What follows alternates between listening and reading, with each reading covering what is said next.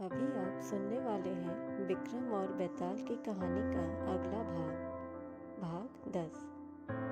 बेताल के द्वारा विक्रमादित्य को सुनाई गई कहानियाँ बहुत ही रोचक थीं, जो बच्चे और बूढ़े सभी बड़ी उत्सुकता के साथ सुनते हैं। और उसके द्वारा सुनाई गई कहानियाँ बहुत ही ज्ञानवर्धक भी होती हैं, जो बच्चों को जरूर सुनना चाहिए। आइए कहानी की शुरुआत करते हैं। विक्रम और बेताल की सारी कहानियों के लिए आप हमारे चैनल को जरूर सब्सक्राइब करें, नोटिफिकेशन बेल दबाएं ताकि हमारी हर कहानियाँ आप तक पहुँच पाए और वीडियो को ज़्यादा से ज़्यादा लाइक एंड शेयर करें। गंधार देश में रणजीत नाम का राजा शासन करता था। उसके राज्य में एक मोहन नाम का एक वैश्य भी रहता था, जिसकी मधुबाला नाम की एक पुत्री थी। एक दिन मधुबाला अपनी सखियों के साथ बाग में गई हुई थी। तभी संयोगवश एक सेठ का लड़का भी अपने मित्रों के साथ आया हुआ था। उसका नाम था अशोक। अशोक मधुबाला को देखकर उस पर मोहित हो गया और मन ही मन उससे प्रेम करने लगा। अशोक घर लौटा तो वो पूरी रात बेचैन रहा और मधुबाला के बारे में सोचता रहा।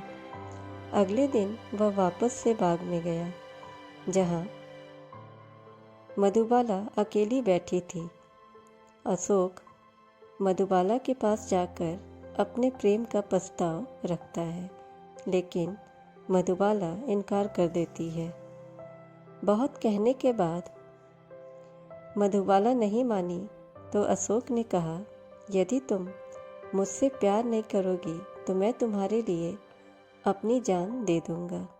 और इतना कहकर अशोक पास में बह रही नदी में कूद गया। मधुबाला सोचने लगी कि जब डूबने लगेगा तब वो अपनी प्राण बचाने के लिए अपने आप ही बाहर निकल आएगा। लेकिन काफ़ी देर हो जाने के बाद भी जब अशोक बाहर नहीं आया तो मधुबाला उसको बचाने के लिए नदी में कूदी और उसको बचाकर नदी से बाहर ले आई।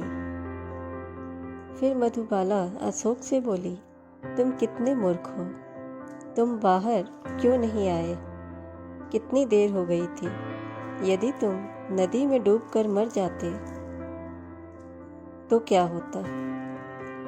तब अशोक बोला, मैं तुम्हारे बिना जीवित नहीं रह सकता। मैं अपने प्राण देने के लिए ही नदी में कूदा था। मुझे तैरना भी नहीं आता है। यह जानकर मधुबाला का हृदय पिघल गया और वह कुछ नहीं बोली। फिर अशोक बोला, मधुबाला, मैं तुम्हें बहुत प्रेम करता हूँ। मैं पूर्णिमा की रात्रि तुम्हारी प्रतीक्षा करूँगा, तुम जरूर आना। तब मधुबाला बोली, यदि ईश्वर ने चाहा तो मैं जरूर आऊँगी। इतना वार्तालाप होने के बाद वह अपने घर चली जाती है। उधर मधुबाला को देखने उसके घर लड़के वाले आए हुए थे। मधुबाला के माता पिता को लड़का पसंद था और लड़के वालों को भी मधुबाला बहुत पसंद थी। बात कुछ यूँ थी कि लड़के की दादी का अंत समय नज़दीक था और वह अपनी मृत्यु से पहले अपने पोते का ब्याह होते हुए देखना चाहती थी। इसलिए जल्दी ही मधुबाला का विवाह करने का फैसला कर लिया गया। मधुबाला अपने माता पिता की इच्छा को टाल न सकी और उसका विवाह कर दिया गया। जब मधुबाला अपने पति के पास गई तो वह उदास होकर बोली, यदि आप मुझ पर विश्वास करें और मुझे अभय दान दें तो मैं आपको एक बात बताऊं। पति ने विश्वास दिलाया और वचन दिया तो मधुबाला ने सारी बात बताई। मधुबाला की बात सुनकर पति ने उसको चरित्रहीन समझा और मन ही मन उसका त्याग कर दिया। मधुबाला को जाने की आज्ञा भी दे दी और उसका पीछा करने लगा। मधुबाला नए कपड़े और गहने पहनकर जा रही थी। तभी रास्ते में उसको एक चोर मिला। उसने मधुबाला का आंचल पकड़ लिया। मधुबाला बोली, तुम मुझे छोड़ दो, मेरे गहने लेना चाहते हो तो ले लो, बस मुझे जाने दो। चोर बोला, मैं तुम्हें पाना चाहता हूँ। मधुबाला ने चोर को भी सारा हाल बताया और कहा कि मैं पहले वहाँ जाऊँ, फिर तुम्हारे पास आऊँगी। चोर ने उसे छोड़ दिया और चोर भी उसके पीछे पीछे चल पड़ा। थोड़ी देर पश्चात मधुबाला अशोक के पास पहुँची। उसे देखकर अशोक बहुत ही खुश हुआ और पूछा कि तुम अपने पति से बचकर यहाँ तक कैसे आई। तो मधुबाला ने सारी बात अशोक को बता दी। इसके पश्चात अशोक पर सभी बातों का बहुत असर पड़ा और उसने मधुबाला के साथ वक्त बिताना अच्छा नहीं समझा। उसने मधुबाला को समझाकर वापस उसके घर जाने के लिए कहा। तो मधुबाला अपने घर की तरफ चल पड़ी। रास्ते में फिर वह चोर के पास गई। चोर सब कुछ जानकर बहुत प्रभावित हुआ और उसे खुद पर ग्लानि होने लगी। तो उसने मधुबाला को बिना कुछ किए ही वापस घर लौटने के लिए कह दिया। इस प्रकार मधुबाला सबसे बचकर अपने पति के पास वापस आ गई। पति ने भी सारा हाल अपनी आंखों से देख लिया था, तो वह बहुत प्रसन्न हुआ और दोनों आनंद से रहने लगे। इतनी कहानी सुनकर बेताल बोला, हे राजन, बताओ आपकी नज़र में न्याय क्या कहता है? पति, चोर और अशोक में कौन सबसे अधिक त्यागी है?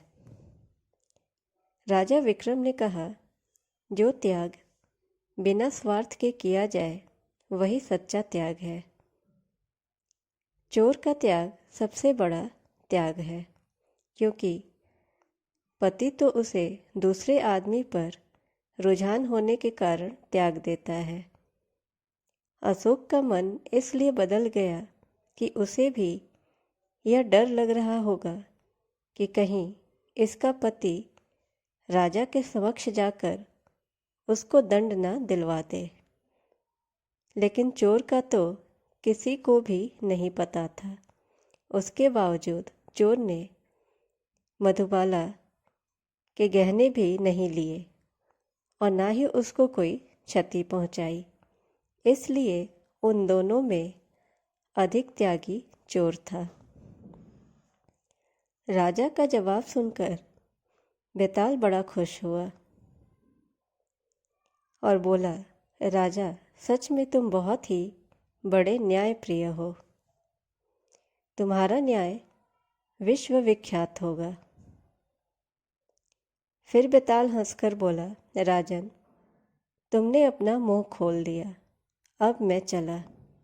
इतना कहकर बेताल वापस से पेड़ पर जाकर लटक गया। अगली कहानी सुनने के लिए आप हमारे चैनल को सब्सक्राइब करें, नोटिफिकेशन बेल ज़रूर दबाएं ताकि हमारी कहानी आप तक पहुंच पाए। वीडियो को ज़्यादा से ज़्यादा लाइक एंड शेयर करें। Thanks for watching.